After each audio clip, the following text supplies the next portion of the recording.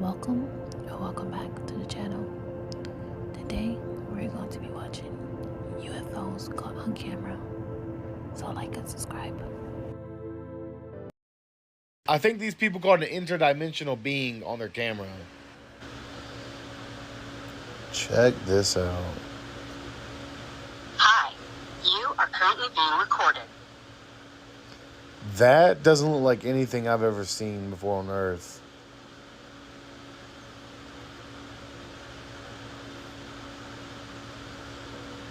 So like a little light followed by a bunch of little lights. I mean, what could this be?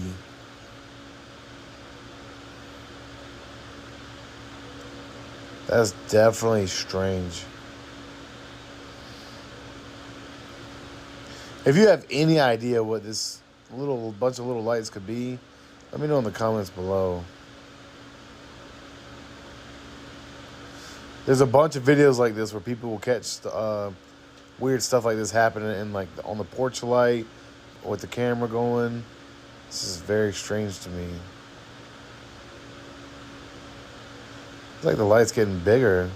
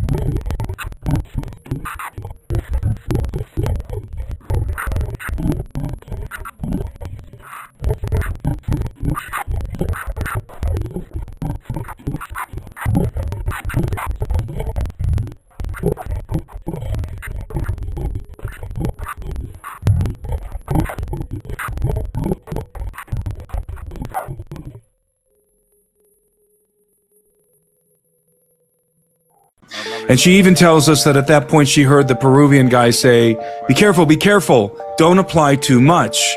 You're going to ruin the flesh. And then she later explained that what she heard them saying was something about how if they apply too much, the flesh is going to stick to the skin when they take it off. Something along those lines. It wasn't exactly clear, but something like that. And then, and I may be skipping some minor details, and then they took out one of them took out a small device that you and I think is a laser scalpel, and they began to make an incision in her neck. In other words, they were very likely going to peel her face off, just like the legends say. At this moment, Talia began to struggle. She began to lift up the mask, the helmet of the guy behind her, the gringo holding her from behind. And as she was doing this, somebody, I think it was him, or if not the Peruvian guy who was holding her legs, one of them slapped her in the face. And when they did this, they dropped her. And this gave her a moment in which her mouth was no longer being covered, and she was able to scream. So she hits the ground, she screams. Her brother and her family members are on the other side of the house on the porch, sitting there outside. They have their flashlights on them. Talia's brother gets on the scene with his flashlight. The neighbors are up higher on the hill. They come down with their flashlights, and they all see the same thing. What they see are two individuals, these two individuals we just described, dressed in black, head to foot, very tall, hovering on these platforms, on these circular platforms. And Talia is lying there on the ground, bloodied up from the incision in her neck. Her face is swollen.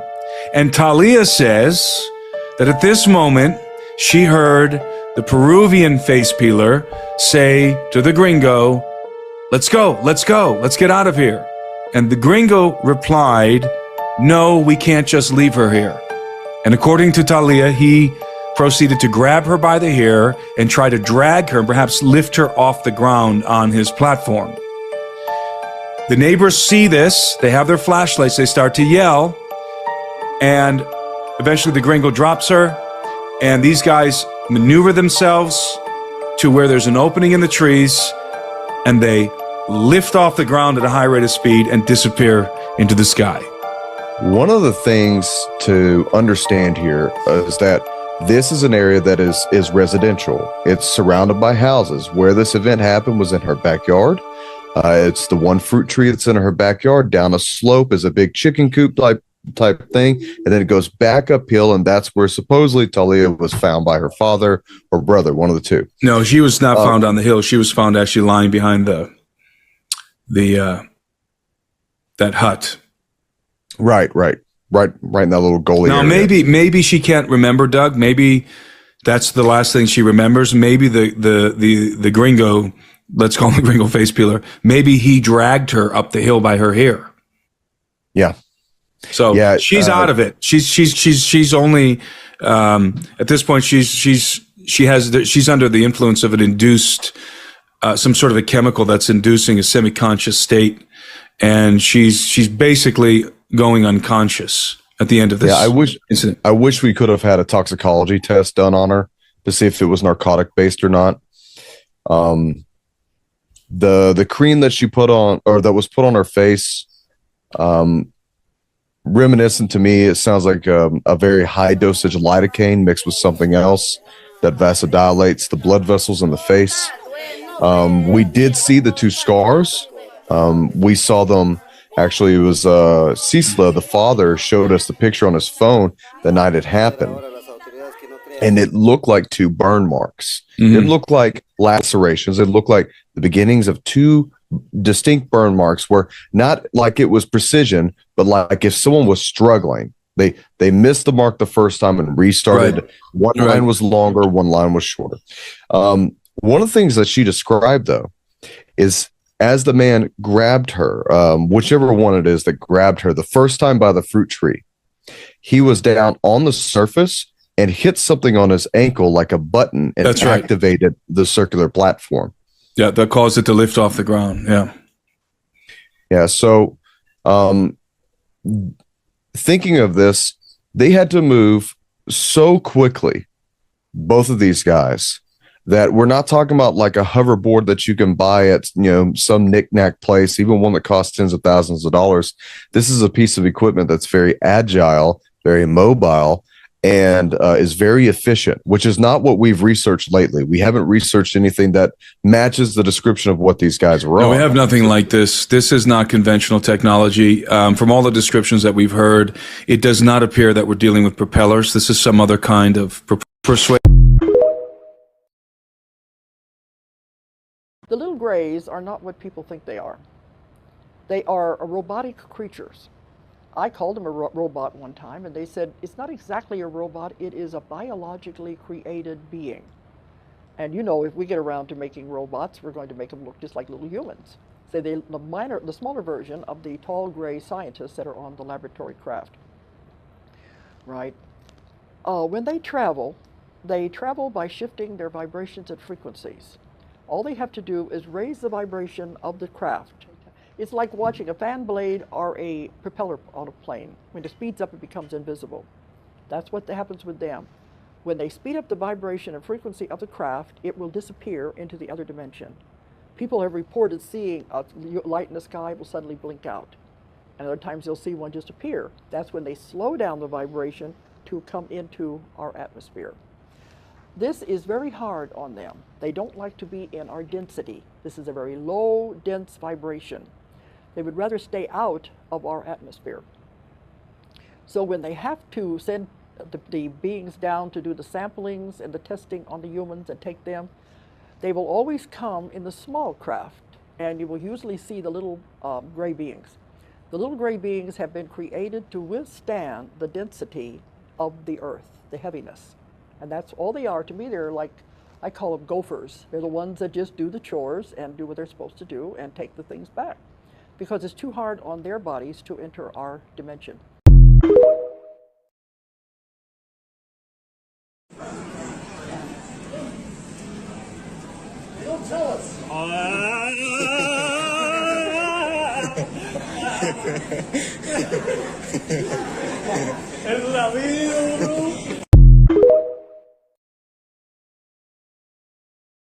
This is really why all the UFO stuff is coming to light. We're kind of preparing the U.S. population, at least, and by extension, the world population, into that reality that there is a presence here, and that we need to explain this presence. Because if they show up and we continue to do what we did before in previous decades, and they show up, there will be mass panic. But if you understand that these are real, and we have 5 years from 2022, or maybe now 4 years, if they come in 2027, for the U.S. government to prepare the people about what is up there.